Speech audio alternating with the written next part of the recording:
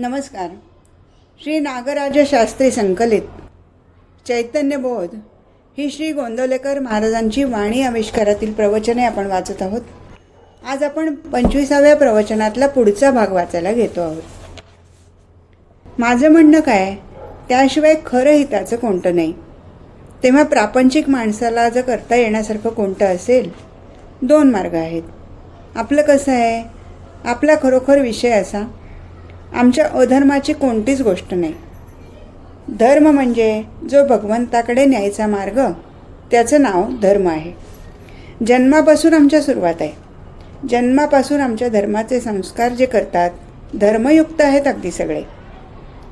ते सगळं तेव्हापासून सुरू आहेत. जन्माला आल्यापासून शेवटच्या ह्याच्यापर्यंत आमच्या संस्काराच्या सगळ्या क्रिया आहेत. त्या सगळ्या क्रिया भगवंताला धरूनच आहेत. त्या अगदी प्रपंचात दिसतात. पण त्याचा हेतू जर असेल तर ह्यात प्रवृत्तीत जाऊन त्यात निवृत्तीत नेण्यासारखं आहे. ते कडू गोळी साखर घालून देतात ना, वर साखर घातली आहे प्रवृत्तीची, पण आत कडू आहे निवृत्तीची. म्हणजे मनुष्य अशा तऱ्हेनं जर वागला तर अनायसे भगवंतापर्यंत जाईल, अशी आमची सोय खरी आहे. तेव्हा ते आपण असं करावं हे त्याने सांगितलं. तेव्हा प्रपंच आम्हाला लावला. आम्ही काही कोणी चोरून आणला आहे असं नव्हे, नाही का. आपलं अगदी ब्रह्मचर्य हे सगळं आपल्या घरातलं आहे. आपल्या लग्नाच्या बाबतीत कोण, कोणाची मुलगी, काय, काही पत्ता लागत नसतो. कधी जुळतंय, कधी पसंत, कधी नापसंत. त्यात एखाद्याशी लग्न होतं. ही काय आपण पाहून ठेवली आहे किंवा झाली आहे असं कोणतीच नव्हे. असंच लग्न होणं, मुलं बाळं अमकीच होतील हे काही कोणाला सांगता येत नाही. या सगळ्या गोष्टी आपण कशा पाहतो, त्या अगदी अकल्पित झालेल्या सगळ्या गोष्टी आहेत. अकल्पित झाले आहेत, पण त्याच्यामागे काहीतरी सूत्र आहे. हे सूत्र चालवणारा भगवंत आहे. तेव्हा प्रपंचामध्ये सगळ्या गोष्टी भगवंतानेच लावून दिल्या आहेत, नाही का. आमची दिशाभूल कोठे होते आहे, भगवंताने लावून दिल्या आहेत खऱ्या. त्याच्याशिवाय सतत चालत नाही हे माझ्या मनाला कळतंय. गोष्ट कोणची होण्याच्या आधी काय राम इच्छेने व्हायचे ते होईल म्हणतोय, ती झाल्यानंतर मात्र मी केलं म्हणतोय. हा भ्रम आहे. कशी गंमत आहे बघा. व्हायच्या आधी माझं काम मी केलं आहे, मग रामिच्छा असेल ते घडेल. आता ती घडल्यानंतर रामिच्छा कुठे गेली, आता मी केलं असं म्हणतो. इथे भ्रमाला सुरुवात आहे. तेव्हा मी करता असं प्रपंचात म्हणणं म्हणजे वाट चुकण्यासारखं आहे. मी म्हणेन, जे शक्य तेवढं आपण करू. चिकाटी आपल्याला नाही जुळायची, तपश्चर्या आपल्याला जुळायची नाही, शरणागती आपल्याला जुळायची नाही. तेव्हा प्रपंचात राहून जर करता येण्यासारखं जर खरं कोणतं असेल तर ते काय, हे संतांनी आपल्याला शिकवलं आहे. ते कोणतं आहे, प्रपंचात आणि सगळ्यांना मान्य असलेल्या गोष्टी आहेत. प्रपंचात तू एक कर, ज्याच्याशी संबंध आला त्याच्याशी अत्यंत नीतीने वाग. हे सगळ्या जगाला संमत आहे बरं का. हे काही सत्पुरुषाने सांगितलं म्हणून ते खरं मानावं असं नव्हे. प्रत्येकाला मान्य आहे. अत्यंत नीतीने वागावं हे त्यांनी सांगितलं. आपल्या धर्माचं आचरण पाळावं. ज्या धर्मात आपण जन्माला आलो त्याचे आचार विचार शक्य तितके पाळावे हे त्याने सांगितलं. हे सगळं पाळावं कशासाठी, प्रवृत्ती करता नाही, भगवंताकरता आहे. भगवंताकरता करतोय ही भावना ठेवावी. नीतीचं आचरण करावं. आणि मला शेवटी एकच खरं वाटते, जे भगवंतांनी सगळ्यांना सांगितलं तेच तुम्ही आम्ही करण्यात भगवंताची प्राप्ती आहे. आणि ते जर कोणतं असेल तर आपल्या कर्तव्यामध्ये देवाचं स्मरण हाच त्याचा मार्ग आहे. कशाला पाहिजेत बाकीच्या भानगडी. तो बरा आहे का, वाईट आहे का, कुठे शोधून काढा. माझ्या कर्तव्यात त्याचं स्मरण ठेवूया. त्यात जागृती जी उत्पन्न होईल त्याशिवाय दुसरी कशी राहायची नाही. म्हणून परमार्थाचं सार जर कशात असेल, देहानं आपलं कर्तव्य करणं, मनानं भगवंताचं स्मरण राखणं आणि धर्माचं रक्षण करणं, शक्य तितकं पालन करणं, एवढं आपलं कर्तव्य राहील. इतकं मनुष्य जर खरोखर करेल ना, तर मला वाटतं बाकीच्या उलाढाली तो करणार नाही फार. तो अमकं झाल्यानंतर अमकं करेन असं म्हणेल तर खरंच शक्य नाही. कधी कधी शक्य नाही. माझ्या सगळ्या गोष्टीचं शंकेचं निरसन झाल्यानंतर मी परमार्थाला लागेन म्हणेल तर प्रवाहात चाललेली नदी ती आटल्यानंतर मी प्रवास करेन म्हणण्यासारखं आहे, नाही का. असं आत्तापर्यंत झालं आहे का कधी, बरं मला सांगा. शंका बाकीच्या जाऊ द्या, माझीच मला शंका काय यावी हे कोण निरसन करील. मी केलं आहे, खरं केलं आहे की नाही कुणास ठाऊक. माझा मला विश्वास नाही आपण म्हणतो नाही का. आता माझा मला विश्वास नाही, 4 लोकांच्यावर विश्वास कसा बसेल. तू लोकांवरचा विश्वास सोडून दे, स्वतःवर विश्वास ठेव. तर ठेवता येईल? नाही ठेवता येत. म्हणजे विश्वासाचं बीजच आमच्याजवळ नाही. ते बीज उत्पन्न व्हायला स्वतःची राहणीही अशी पाहिजे. म्हणून माझं म्हणणं काय, बायकांनी काय, पुरुषांनी काय, प्रपंचात आपले जे कर्तव्य असेल ना, जी गोष्ट आम्हाला दिलेली आहे खरी, नाही असं आपण म्हणू नका. डॉक्टरकडे गेल्यानंतर बाहेरच्या लोकांना त्याने औषधं दिली. त्याने पाहिलं की लोकांना औषधं दिली, ती मोठ्या बाटलीतली औषधं घातली. त्याने विचारलं, आम्ही काय पैसे देत नाही का, फुकट घेतो का, आम्हाला त्या बाटलीतलं औषध का नाही घातलं. म्हटलं तर अमक्या बाटलीतलं औषध मला का नाही, आम्ही जर पैसे देणार तर मोठ्या बाटलीतलं औषध मला का नाही. म्हटलं तर तो म्हणेल तो रोग तुला नाही, ज्या रोगासाठी ही मोठी बाटली आहे तो रोग तुला नाही. तसं माझं म्हणणं, भगवंतानी जी परिस्थिती मला दिली आहे ती मला योग्य अशीच दिलेली आहे. ती मला दुसरी का दिली नाही. तुला ती योग्य नाही, तो रोग तुला नाही, हा रोगच आहे. आता मला हा रोग आहे, तुला हा रोग नाही, म्हणून तुला हे औषध दिलं आहे. जसा रोग तसं औषध, तशी आमची वृत्ती, तशी आमची बाकीची प्रवृत्ती आमची, आणि तशी आमची जी असेल त्यात भगवंताने मला ठेवलं आहे ही अगदी आपण खूणगाठ बांधू. अत्यंत श्रीमंत असो, अत्यंत गरीब असो, श्रीमंती आणि गरिबी याला फारसं महत्त्व नाही. ती परिस्थिती कशी आहे पाहता कामा नये. कोणतीही परिस्थिती असू द्या, त्या परिस्थितीमध्ये श्रीमंतीचं आणि गरिबीचं दुखणं अशी 2 आहेत. श्रीमंतीचा अभिमान आणि गरिबीचं दुःख हे दोन्ही नसली पाहिजेत. खास कधी अभिमान नसला पाहिजे. किती जगामध्ये लाखो कोटी लोक असे पडले आहेत. दुःखामध्ये पाहिलं तर माझ्याहून दुःखी असे लोक जगात कितीतरी पडले आहेत. अहो, मला अन्न खायला तरी मिळतं आहे ना, ज्याला खायला नाही त्यांनी काय करावं. खाली पाहिलं तर देवांनी मला बरं ठेवले म्हणता येईल. बरं मी अभिमान बाळगला तर माझ्याहून कितीतरी लोक मोठे आहेत असं म्हणता येईल. तेव्हा असल्याचा अभिमान नाही आणि नसल्याचं दुःख नाही, ही वृत्ती आपण ठेवावी. म्हणजे जी परिस्थिती असेल ती परमात्म्याच्या इच्छेनेच आली आहे असं समजून त्यात समाधान मानणं हे पहिलं काम आहे. आता इतकंही प्रपंचिकाला जुळत नसेल तरी मला सांगावं हां. म्हणजे त्याच्या खाली तडजोड कुठपर्यंत जाईल ते आपण पाहूया. त्याच्या खाली गेलं तर पाणीच लागतंय बरं का. त्याच्या खाली जायला वाट कुठे आहे. जी परिस्थिती आली असेल ती, जी असेल त्यात आपण समाधान मानू. परिस्थिती बरी नसेल, आटोकाट प्रयत्न करू, पण प्रयत्न करताना यश भगवंताच्या इच्छेने मिळेल ही भावना ठेवू. म्हणजे व्यवहाराला चुकलं नाही कधी. तेव्हा प्रपंचामध्ये आहे त्याच्यामध्ये समाधान मानायला शिकू. ते समाधान मानल्यानंतर बाकी जर असेल त्यात माझं कर्तव्य कोणतं आहे हे आपण लक्षात ठेवू. इतक्या जगाच्या व्यवहारामध्ये मी एकटा आहे, तेव्हा माझा एकट्याचा जगाशी संबंध माझा कोणता. प्रत्येक जरी निरनिराळी नाती मला भेटतील, त्या प्रत्येक नात्याशी मी कसं वागावं हे पाहिलं पाहिजे नाही का. त्यात माझं कर्तव्य कोणतं मी पाहीन. ज्याला खरं हे गाठायचं आहे त्याला ओळखायला नको, बिळखायला नको, काही करायला नको. हे ओळखणं बिळखणं सुद्धा कठीण पडेल, चिकाटी कठीण पडेल, तपश्चर्या कठीण आहे. पण माझं कर्तव्य कोणतं ते मनुष्याला करता येईल. त्यात त्याग आहे, पण थोडाच त्याग आहे. त्यात माझं कर्तव्य कोणतं मी पाहीन. ते कर्तव्य मी आपलं करीत राहावं. आहे त्या परिस्थितीत समाधान, कर्तव्याची जाणीव ठेवून कर्तव्य करणं, आणि त्यात भगवंतांनी सांगितलं नामस्मरण करणं, त्यात भगवंताचं स्मरण ठेवणं. मला वाटतं सगळा परमार्थ असेल तर याच्यात आहे. आणि प्रपंचिकाला आता आपल्याला असं सांगून काय उपयोग होईल की ब्रह्मचर्याचं मी आचरण केलं तर भगवंताची प्राप्ती होईल. मग पुष्कळसे म्हणतील आमचा नव्हेच हा. ज्यांनी संन्यास घेतला नाही त्याला भगवंताची प्राप्ती नाही म्हटल्यानंतर हे सगळं जाईल असा नियम कुठे नाही. मनुष्य जातीनं जो असेल तर कोणताही मनुष्य ज्या परिस्थितीला अनुकूल असला पाहिजे, आणि ही अनुकूलता सगळ्यांना आहे.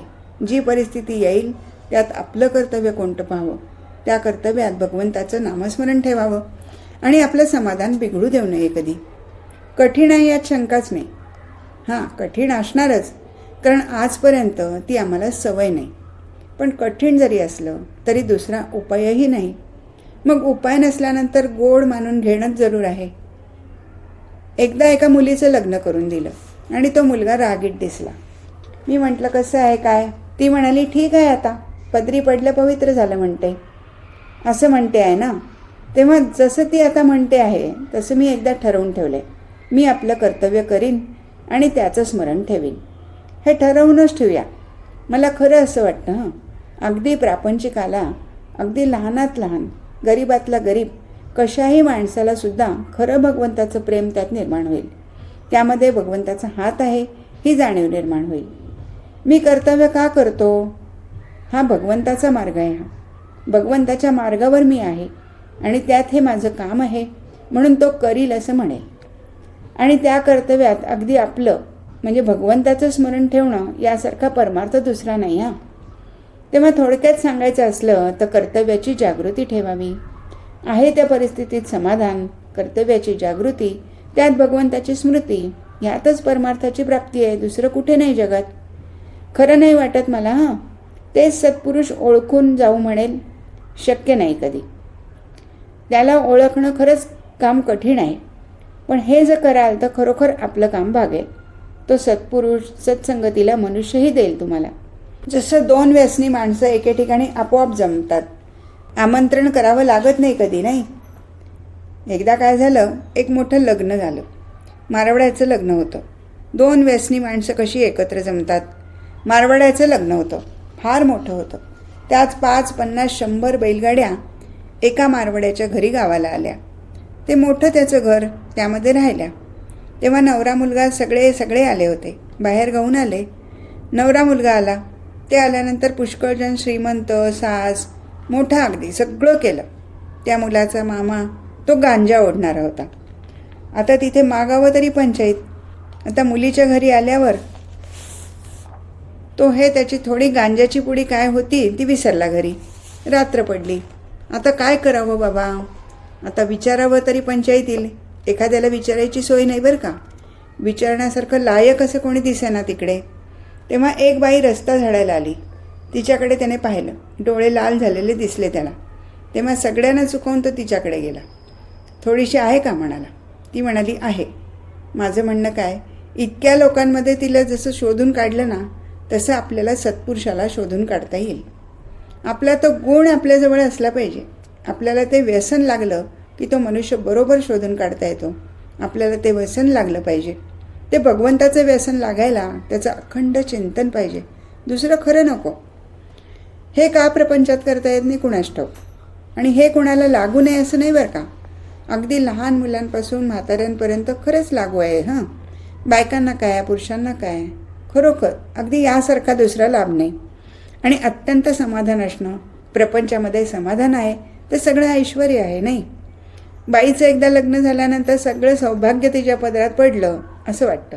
आता सौभाग्याशिवाय दुसरं कोणतं नाहीच. खरी गोष्ट सांगतो कशा बायका असतात. मागे बरीच वर्ष झाली, 15-20 वर्ष काही झाली. तेव्हा एका बाईचं घरदार लुटलं, म्हणजे चोरून नेलं बघा. आणि घराला आग लावली. त्या बाजूला मी गेलो होतो. तेव्हा मला कळलं तर त्या बाईला भेटू म्हटलं आणि समाधान काहीतरी करू म्हणून त्या बाईकडे मी गेलो. बाईला म्हटलं काय बाळ, नुकसान झालं फार. ती म्हणाली तुम्ही कशाला काळजी करताय. तिचं सगळंच गेलं होतं बरं का. ती आपल्या उंबरठ्यावर बाहेरचा कट्टा होता दगडाचा, त्यावर बसली होती. बाई म्हटलं सगळंच नुकसान झालं आहे. त्या बाईनं इतक्या शांतपणे मला सांगितलं आपल्या हिंदू धर्माचं रहस्य काय तर हे आहे. त्या बाईनं मला मंगळसूत्र काढून दाखवलं आणि हे जोपर्यंत शाबूत आहे अशी 100 घरं जळली तरी मला काळजी नाही म्हणाली. हे खरंच कर्तव्य आहे. हे कर्तव्याचं बीज आहे. तिने जेव्हा मंगळसूत्र काढून दाखवलं मला वाटलं मी सांगायला चुकलो का काय कुणास ठाऊक. सांगणं जरूरच होतं. पण तिने मला मंगळसूत्र काढून दाखवलं. ते म्हणाली बाहेरगावी गेले होते म्हणून हे वाचले. हे असते तर ह्यांचं काय झालं असतं कुणास ठाऊक. पण हे जोपर्यंत शाबूत आहेत 100 घर घेतल्याचं दुःख नाही मला. हा परमार्थ आहे. आणि हा परमार्थ कशातून निर्माण होईल तर कर्तव्यातून निर्माण होईल. किंवा बाई त्याच्याशी चांगली आहे म्हणून हे कर्तव्य उत्पन्न झालं की नाही. तेव्हा कर्तव्याची शक्ती इतकी जबर आहे. लाभ आणि हानी याला किंमत राहणार नाही. आणि कर्तव्यामध्ये हे लागतं. हे खरं आहे आणि त्यात भगवंताची प्राप्ती आहे. हे भगवंताचं वचन आहे आणि दुसरं कशाला ऐकत बसावं आणखी, नाही का. म्हणून मला वाटतं सगळ्यांनी खरंच दुसरं काही करू नका. आपल्या घराच्या उंबरठ्या बाहेर पडू नये. ईश्वराशिवाय मनात चिंतू नये. तो काय म्हणतो, हा काय म्हणतो, सगळा गोंधळच करतो. हे कसं झालं आहे? भाकरी पोळी ही एकजिन्सी आवडते, पण काहींना ते काय म्हणतात थालीपीठ, ते बनवून खायची सवय फार. म्हणजे पुष्कळ लोक काय म्हणतात ते ऐकायची सवय लोकांना जास्त, आणि त्यांचं थालीपीठ बनतं आणि ते बाततं नेहमी, आणि ते न करण्याची सवय ठेवावी. 100 लोकांचं ऐकण्यापेक्षा एकाचंच म्हणजे खरं. म्हणजे उगीच मी सांगतो म्हणून ऐकावं असं मी कधीच म्हणणार नाही. जी गोष्ट माझ्या मनाला खरोखर पटली तर मी म्हणतो 100 ऐकण्यापेक्षा एकाचं ऐकलं आणि ते जर पटलं तर थालीपीठ सोडून द्यावं. आणि बुद्धीची मलिनता होत चालली म्हणजे ग्रहण काही होत नाही. तसं वय होत चाललं की थालीपीठसुद्धा म्हाताऱ्यांना सोचत नाही. तसा बुद्धीचा आपला खेळ होतो आहे. थकून जाते, काय करावं ते सुचेना. हे खरं वाटतं, ते खरं वाटतं आणि करत नाही मग काहीच. करायचं म्हणजे एवढं करावं. कर्तव्यात भगवंताचं स्मरण ठेवा. अत्यंत नीतीचं आचरण बाळगा. नीतीचं आचरण हा खरोखर पाया आहे. खरोखर पाया आहे. पुरुषांना काय, बायकांना काय, कोणाला काय, नीती ही अगदी महत्त्वाची आहे. पण ती कशी आहे? दिसण्यासारखी नाही. इमारत बांधल्यावर काय इमारत सुंदर बांधली आहे म्हणेल, पण ज्या पायावर बांधली त्याला महत्त्वच नाही कधी. तसं नीतीचं महत्त्व राहत नाही. नीती ही पायासारखी आहे, दबली गेलेली खाली आहे. तेव्हा नीतीचं आचरण ही अत्यंत पहिली पायरी आहे. ज्यात नीती नाही त्याला परमार्थ नाही कधी. तेव्हा नीतीचं आचरण स्वतःच्या कल्याणाकरता करा, भगवंताच्या प्राप्तीकरता करा. नीती जगासाठी करू नका. लोक सगळे पाळतात नीती, ही जगाकरता पाळतात. ते नाही करू, नाही का? आपल्या कल्याणाकरता नीती पाळा. धर्माचरण शक्य तितके करा. आणि काय वाटेल तो प्रसंग आला, सगळं जरी नाडी थांबली ना तरी डॉक्टर दुगदुगी आहे म्हणतो, त्या दुगदुगीत स्मरण असलं पाहिजे. शेवटी स्मरण ठेवा. एवढं ज्यांनी केलं त्याला काय मी सांगू आता. साक्ष द्यायची वेळ आली तर माझी साक्ष काढा. अगदी खरं मी हेच सांगेन. मी कुठेही हेच सांगेन. कोणाजवळ झालं तरी ह्याशिवाय दुसरा मार्ग नाही खास. अगदी परमात्म्याला सांगून एवढं करा. राम कल्याण केल्याशिवाय राहायचं नाही. आणखी काय सांगू. खरंच सगळ्यांनी करा. खरं यात कल्याणच आहे बाळ. यात खरंच कुठे घर नको सोडायला, काही सोडायला नको. शुद्ध राहावं. आपलं वातावरण असं आपण निर्माण करावं. त्याला भगवंताचं प्रेम आपणहून निर्माण होईल, नाही का? त्याला वातावरण चांगलं लागतं केव्हाही. एक बीज पेरलं तरी शेताचीही निगा चांगली राखली पाहिजे, नाही का? तेव्हा वातावरण चांगलं असावं. फारसं गुंतून नाही कुठे राहूया. फारसा भेदभाव नसावा कधी. एकमेकांबद्दल आपल्या माणसांमध्ये द्वेष, मत्सर, अभिमान या गोष्टी काढून टाकलं पाहिजे. हे आपणच काढलं पाहिजे, नाही का? असं काढून हे बीज जर पेरलं ना, काय मौज होईल. कर्तव्याची खरी प्रेमभूमी आहे. त्यात भगवंताच्या नामाचं बीज घातलं असं गोड मजा उडेल की माझं साधन झालं असं त्याला वाटेल. मिळायचं एक. माझं काम करून चाललो असं म्हणेल. खात्री आहे माझी. नाहीतर पुष्कळ करूनसुद्धा मला नाही साधलं असं म्हणेल तो. हे नाही उपयोगी. मनुष्य जन्माला आपण आलो, मी साधून चाललो आहे असं म्हटलं पाहिजे. मी आनंदात चाललो आहे, माझं काम झालं असं म्हटलं पाहिजे लोकांनी, नाही का? तरच या उपद्व्यापाचा उपयोग. नाही तर काय फायदा. आणि माझी खात्री आहे असं जो करील राम त्याचं सहाय्य करील. या सगळ्यांनी आनंदात राहा. या बाळ. बरी आहेत सगळी मंडळी. प्रवचन 26. आशीर्वाद. पुष्कळदा काय होतं बघा, आपण जे काही करतो ना त्याच्याबद्दल प्रेम आपल्याला येत नाही कधी. नामस्मरण करणाऱ्या माणसाला नामात प्रेम नाही म्हणतो. एखादा वैदिक ब्राह्मण जरी असेल तरी त्याला प्रेम राहतच नाही. त्याला धंदा म्हणून करू द्या. असं कीर्तनकाराला कीर्तनात प्रेम येत नाही, याचं खरं कारण काय असावं? आपण चांगलं करत असताना, आपण नामात असताना दुसरं काही हवं असं आपल्याला वाटत नाही. दुसरं काही हवं असं न वाटतानासुद्धा त्यात प्रेम येत नाही. प्रेम येत नाही ही सगळ्यांची तक्रार आहे. याचं खरं कारण काय असेल? हे जर अगदी खरं कारण जर पाहिलं, मला असं वाटतं बरं का, मला साधनाचं प्रेम का नाही? मला साध्याची माहिती नाही म्हणून मला साध्य जरी माहिती असेल तर साधनाचं प्रेम उत्पन्न होईल. साध्य मला कोणतं आहे, मला काय साधायचे असं जर आपण म्हटलं ना तर साधारण माणसाला सांगता येणार नाही की बुवा आयुष्यात साधायचं तरी काय आहे. असं म्हटलं तर खरं सांगता येणार नाही कधी. आणि हे जोपर्यंत साधता आलं नाही तोपर्यंत साधनात गोडी नाही. ज्या आगगाडीचं प्रेम खरं, ज्या गावाला मला जायचं आहे त्या आगगाडीचं प्रेम खरं, पण ज्या गावाला जायचं माहीतच नाही त्या आगगाडीचं प्रेम नाही. नाही, तेव्हा आम्हाला कळणं हे जरूर आहे. खरं मला पाहिजे काय हे जर आपण विचार करून ठरवलं तर माणसाला एकाने विचारलं, त्याची नोकरी चालली आहे, त्याला नोकरी पाहिजे का, तर नोकरी करता पाहिजे असं म्हणत नाही. हे जे करतो ते त्याच्याकरता नसून त्याच्याहून वेगळ्या कशासाठी तरी करतो आहे. नोकरी करतो नोकरीसाठी नाही, नाही का. डॉक्टर असो, वकील असो, तो धंदा करतो त्या धंद्यासाठी नाही. त्याचा हेतू साधारण निराळाच आहे, दुसरा काही आहे. पण त्याच्याहून जर दुसरा हेतू असेल तर हे काही साध्य साधन असं म्हणता येणार नाही. भगवंताचा विचार तू कशासाठी करतो हेही धड सांगता येत नाही. हे बरं आहे, वाईट नाही ना. वाईट नाही म्हणून करतो हे काही खरं नाही. खरं प्रेम यायला आपल्याला पाहिजे साध्य काय आहे हे आम्हाला कळलं पाहिजे, नाही का. मग साध्य कळायला आमचा प्रपंच तर चालला आहे, उद्योगधंदा चालला आहे, सगळं काही चाललं आहे. पण साध्याशिवाय जाणं म्हणजे कुठे जायचं हे न कळताना होडी वल्लवण्यासारखं आहे. आणि होडीमध्ये शीड असतं की नाही, ते शीड अशा ठिकाणी लावतात ज्या गावाला जायचं असेल तिकडला वारा घेऊन लावतात. आता शीड लावायचं कुठं, गावाला जायचं माहिती नाही, नाही का.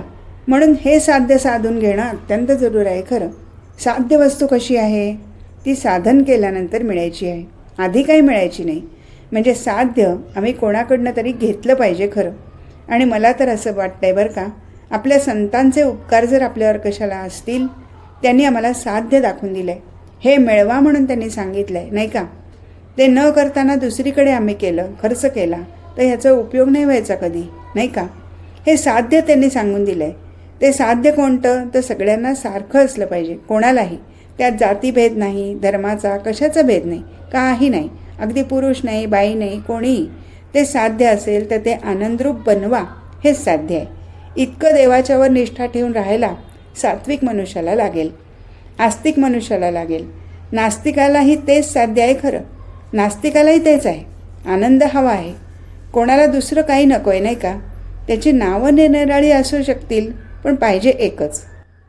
एका तालुक्याच्या ठिकाणी एक जण गेला. त्याने विचारलं, इथे एक अमके अमके चिरंजीव, ते कुठे राहतात. वडील मोठे होते. ते अमके चिरंजीव कोण, ते इथे मामलेदार होते. ते अमके चिरंजीव ना, ते इथे आहे घर, सांगितले. दुसरा एक गेला. त्याने ते आडनाव आणि नाव विचारलं. हे कोण आहेत, ते इथे आहेत म्हणून सांगितलं.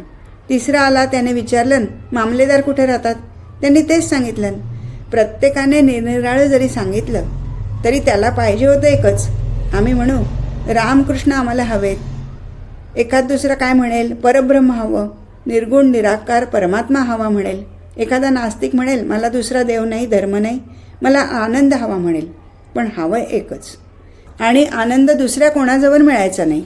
तेव्हा भगवंत हवा हेच सगळ्याकडनं येईल. म्हणजे प्रत्येकाला भगवंताची गरज आहे यात शंकाच नाही. प्रपंचात भगवंताची गरज आहे की नाही इथपासून वाद निर्माण होतो. पण वाद असे नका.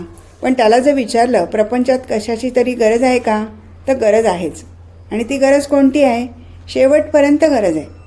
अगदी आता माझी गरज भागली, आता काही नको, असं कधीच होत नाही कधी. म्हणजे कोणतीही गोष्ट केली तरी गरज शिल्लक आहे, म्हणजे अशी असली पाहिजे. तर त्याला विचारलं, जगात दिसणाऱ्या सगळ्या वस्तूंमध्ये अशी कोणती वस्तू तू सांग की जी मिळाली असताना पुन्हा आणखी हवं असं वाटणार नाही. असं कोणतं सांगता येईल, असं सांगता येणार नाही.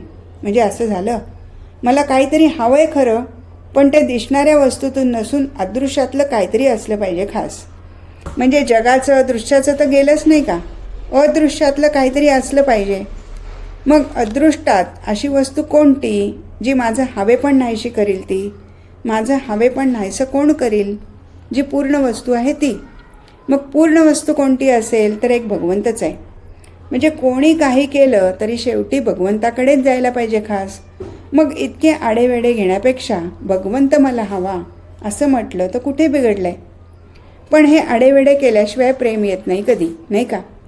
माझं म्हणणं काय, सहज रीतीने जावं. आणि तो भगवंत कसा असला पाहिजे, अगदी इतकं पाहिजे की त्याला अट नसली पाहिजे.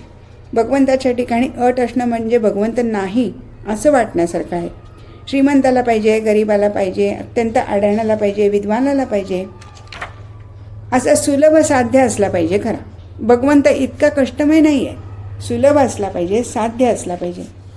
सुलभ साध्य असा भगवंत आहे, मग कष्ट करून आम्हाला कसा मिळणार तो? मग ज्याला पैसा नाही तो यात्रेला जाणार नाही. यात्रेला गेल्याशिवाय भगवंत मिळत नाही असं जर म्हटलं तर पैसा नाही त्याला नाही. ज्याची शरीरयष्टी चांगली आहे, साधन केल्याशिवाय मिळायचं नाही म्हटलं, जे आजारी आहेत त्यांना नाही, जे अतिहुशार आहेत त्यांना नाही, म्हाताऱ्यांना नाही, असं सगळ्यांना नाही. मग उरलं कोणाला मग सांगा, नाही का? मग भगवंत असा जर असेल तर सगळ्यांना साध्य असला पाहिजे. तर त्याला असा काहीतरी उपाय पाहिजे की सगळ्यांना साध्य असला पाहिजे, नाही का? एखाद्याला संस्कृत ज्याला कळत नाही त्याला संस्कृतचा अर्थ कळून भगवंताकडे जायचं तर शक्य नाही. तर असं साधन असलं पाहिजे जे कोणालाही साध्य असलं पाहिजे. आणि संतांचे उपकार खरं मी मानतो बरं बाळ. मला अत्यंत उपकार संतांचे वाटत असतील तर त्या संतांनी परमात्म्याला आमच्या दृष्टीमध्ये आणला, आटोक्यात आणला, आपलासा करून घेऊन मग आणला. जर निर्गुण निराकाराच्या गोष्टी सांगत बसले असते तर आमच्या आवाक्याच्या बाहेर गेलं असतं सगळं. आज आमच्या दृष्टीत तो आम्हाला दिसतो आहे, नाही का? आणि त्यांनी मार्ग सांगितला, तो आमच्या पथातलाच आहे, म्हणजे होण्यासारखाच आहे. तेव्हा 3 गोष्टींचे संतांचे उपकार आपल्यावर आहेत. 1, परमात्म्याला सगुणात आणला, हे अत्यंत उपकार आहेत. 2, त्या भगवंताला आपलासा करून घ्यायला अत्यंत साधा मार्ग सांगितला, ते भगवंताचं नाम सांगितलं. 3 दानांमध्ये अन्नदान श्रेष्ठ आहे, साधनामध्ये नाम श्रेष्ठ आहे आणि उपासनेमध्ये सगुण उपासना श्रेष्ठ आहे. ही ज्याला नसेल ना त्याला भगवंताचं नाही प्रेम यायचं. तो गप्पा गोष्टी पुष्कळ ठोकेल, पण प्रेम ही जी वस्तू आहे ती याशिवाय नाही यायची. म्हणून मला वाटतं भगवंत आपलासा करून घ्यायला काही सोडायला पाहिजे असं नाही, काही धरायला पाहिजे असं नाही. ज्या परिस्थितीत परमात्म्याने ठेवलं आहे त्या परिस्थितीत आपण राहूया. एक आपण प्रपंच म्हटला तर कितीतरी गोष्टी कराव्या लागतात माणसाला. एक मनुष्य म्हटला तर दुसऱ्या प्रपंचाच्या घरगुती सोडून द्याल. बायका मुलं झाली, घरदार झाली, शेतीवाडी झाली, याचं एक आहेच. बरं, नोकरी धंदा करील त्याची एक उपाधी आहे. म्हणजे एका मनुष्याला किती प्रकारच्या उपाध्या लागत असतात आणि त्यात भगवंताला गाठायचा इतक्या उपाधीतून. मग मला असं वाटतंय इतक्या उपाधी करत असताना त्यातून जर भगवंत गाठायचा असला तर एकच मार्ग त्यांनी सांगितला आणि तो माझ्या समजुतीनं मला वाटतं बरं बाळ. जसं भगवंताच्या गळ्यामध्ये हार घालताना आपण सुवासिक फुलांचा हार घालू, त्यामध्ये सुवासिक म्हणजे दिसण्यात चांगली असतील अशी फुलं घालू, त्यामध्ये पानंही घालत जाऊ, पानं फुलं बिलं सगळी घालू, पण त्या दोरीतून जर गेली तर भगवंताच्या गळ्यात पडेल. चांगलं सुवासिक फूलसुद्धा त्या दोरीतून जर गेलं नाही तर भगवंताच्या गळ्यात नाही पडायचं. तेव्हा सत्कर्मसुद्धा भगवंताच्या स्मरणात जर केलं नाही तर भगवंतापर्यंत पोचणार नाही खास, नाही का? म्हणून प्रपंचाची कोणतीही कर्तव्य आपल्याला असू द्या, त्या भगवंताच्या स्मरणात जर केली तर भगवंताकडे पोचल्याशिवाय राहायची नाहीत. त्या फुलासारखं होईल. म्हणून मला तर असं वाटतं बरं का, प्रत्येकाने एकच गोष्ट करावी, आपल्या कर्तव्याला चुकू नये कधी. जी विहित कर्म आहे ती करीतच राहावी, सत्कर्माला चुकू नये आणि कर्तव्यात भगवंताची स्मृती राखावी. हा खरा उपाय दिसतो हुआ, नाही का? मी म्हणेन साध्य कोणतेही असू द्या. आज लहान पोराला विद्या करून काय मिळायचं आहे, कुठे साध्य आहे त्याला माहीत आहे, पण वडिलांच्या आज्ञेनं तो मुलगा शिकतो आणि शहाणा होतो पुढे. अर्थात आपल्याला शिकवण्यासाठी सत्पुरुष आहेत, मोठे मोठे ज्ञानेश्वरांसारखे, समर्थांसारखे. त्यांनी जे आम्हाला लावून दिलं ते साध्य आमच्या डोळ्यासमोर ठेवून त्या साध्याला जाणं एवढं आमचं कर्तव्य आहे. साध्याचा विसर न पडावा एवढं करावं. आज इथेच थांबू. हरिओम तत्सत.